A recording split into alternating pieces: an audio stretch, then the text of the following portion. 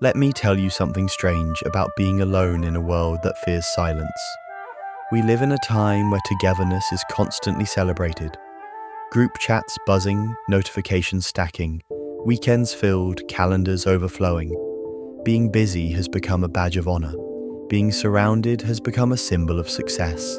And yet, some people quietly step away from it all. They cancel plans without regret. They take long walks alone. They sit in cafes without reaching for their phones. They spend entire weekends in solitude and come out feeling recharged. You might know someone like that. Maybe you are someone like that. And here's the question that lingers in people's minds. Why? Why would someone genuinely enjoy being alone when the world keeps telling us that happiness lives in company? It's easy to assume people who enjoy solitude are lonely, antisocial, or withdrawn. But that's not the full story. Beneath the surface, there's an entire psychology at play, one that speaks to self-awareness, emotional depth, and a quiet comfort with one's own mind. Because for some people, being alone isn't emptiness, it's clarity. See, solitude is often misunderstood. We confuse it with isolation, but they're not the same. Isolation feels forced. Solitude is chosen. Isolation drains you. Solitude restores you. And people who find joy in being alone aren't running away from others. They're returning to themselves. In a world full of noise, being alone becomes a kind of refuge. No expectations, no performance. No need to respond, impress, or adapt. Just space to exist without adjustment. Psychologists have found that people who enjoy solitude often show higher levels of introspection and emotional regulation. They don't rely on constant stimulation to feel okay. They can sit with their thoughts without needing distraction. And that's rare, because let's be honest, many of us avoid being alone not because we dislike solitude, but because we're afraid of what might surface in it. When everything gets quiet, your mind gets louder. Thoughts you've ignored begin to speak. Questions you've postponed come forward. And for some, that's uncomfortable. But for others, it's where they feel most alive. People who enjoy being alone often use solitude as a space for processing. They reflect more. They replay conversations. They analyze emotions.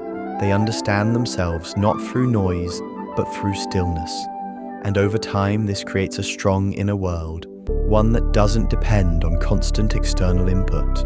There's also something else happening beneath the surface. When you're comfortable alone, your sense of identity becomes less dependent on others. You're not constantly adjusting yourself to fit the room. You're not shaping your personality around reactions. You begin to discover who you are when nobody's watching. And that's powerful, because much of our social behavior is subtle performance. We laugh louder, speak differently, hold back certain thoughts, exaggerate others. We adapt. It's natural. But when you're alone, there's nothing to perform. You drop the mask without realizing you were wearing one. And people who enjoy solitude often crave that authenticity. They don't hate socializing.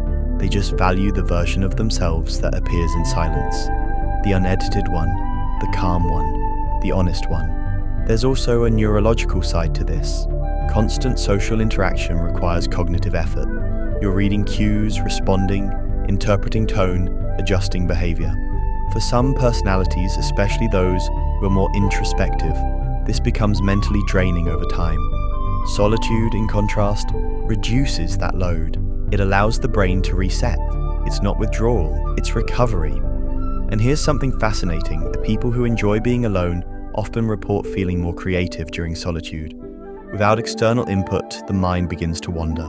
Ideas connect, memories resurface, imagination expands. Many breakthroughs don't happen in crowded rooms. They happen in quiet ones, walking alone, sitting alone, thinking without interruption. Because creativity thrives in mental space, and solitude creates that space. But there's also an emotional dimension to this. When you're alone, you become more attuned to subtle feelings. You notice shifts in mood, you detect tension, you understand your own emotional patterns. Over time, this builds emotional intelligence. You learn what drains you, what restores you, what matters, what doesn't. People who find joy in solitude often develop a strong relationship with themselves. They talk to themselves internally. They comfort themselves. They motivate themselves. They become both the speaker and the listener. And in doing so, They create a sense of stability that doesn't depend on external reassurance. Of course, not everyone understands this. Society often equates being alone with being lonely. If someone spends time by themselves, people assume something is wrong. They ask, "Are you okay?" as if solitude is a symptom. But for those who enjoy it, being alone feels natural. It's not a sign of disconnection. It's a form of connection, just inward. There's also a quiet confidence that grows in solitude. When you learn to enjoy your own company, you stop fearing emptiness. You no longer chase interaction just to avoid silence. You choose people instead of needing them. And that subtle shift changes everything. Relationships become more intentional. Conversations become more meaningful. You don't socialize out of habit. You do it out of desire. And because of that, your connections often become deeper, not wider. People who find joy in being alone are often selective with their energy. Not cold, not distant, just careful. They understand that time alone helps them stay balanced, so they protect it. They decline invitations not out of disinterest, but out of self-awareness. They know what they need to stay grounded. And interestingly, many of them are highly observant. When you spend time alone, you learn to watch. You notice details others miss. Body language, tone changes, subtle emotions. Silence sharpens perception. And over time, this creates a quiet depth in how they understand people. There's also a philosophical side to solitude. When you're alone, you begin to reflect on life differently. Without constant distraction, bigger questions surface. Who am I becoming? What actually makes me happy? What am I chasing? These aren't loud realizations, they unfold slowly, but they shape identity in profound ways. And maybe that's why some people begin to crave solitude more as they grow. They realize that being constantly surrounded doesn't always mean being fulfilled. Sometimes the most meaningful growth happens quietly, away from noise, away from expectation, away from comparison. But enjoying solitude doesn't mean never feeling lonely. Even people who love being alone experience moments of longing. That's human. The difference is, they don't fear those moments. They let them pass. They don't rush to fill silence immediately. They trust themselves to sit with it. There's strength in that. The ability to be alone without feeling abandoned. To sit in quiet without feeling empty. To exist without constant validation. That's not detachment. That's emotional independence. And here's the paradox. People who are comfortable being alone often form the healthiest relationships. Because they don't enter them out of need. They enter them out of choice. They're not looking for someone to complete them. They're looking for someone to share space with. And that changes the dynamic entirely. They don't cling. They don't demand constant attention. They respect distance. They understand silence. They know that love doesn't always need noise to exist. There's also a sensory aspect to solitude. When you're alone, you become more aware of the present moment. The sound of rain, the rhythm of footsteps, the warmth of sunlight. The small details become louder. Life slows down, and in that slowness, things feel more real. Because when you're not performing for anyone, you experience things more directly. You're not thinking about how you look, what you should say, how you're being perceived.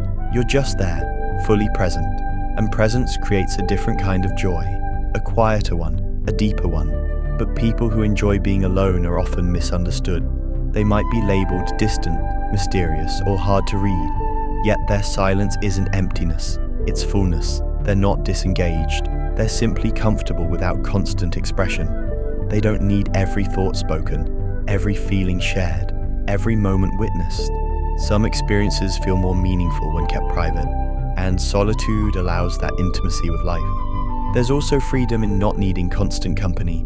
You can go where you want, think what you want, feel without interruption. You become your own anchor, and that independence can feel incredibly peaceful.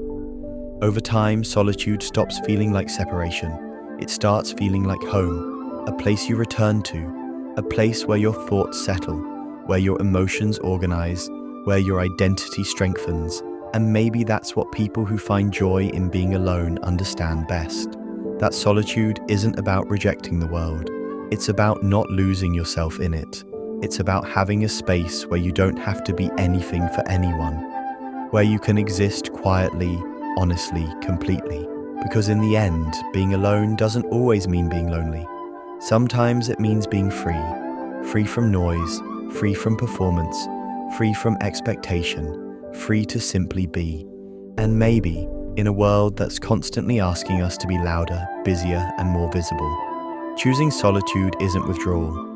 Maybe it's balance, maybe it's clarity, maybe it's the quiet realization that joy doesn't always come from being surrounded. Sometimes it comes from finally being at peace with yourself.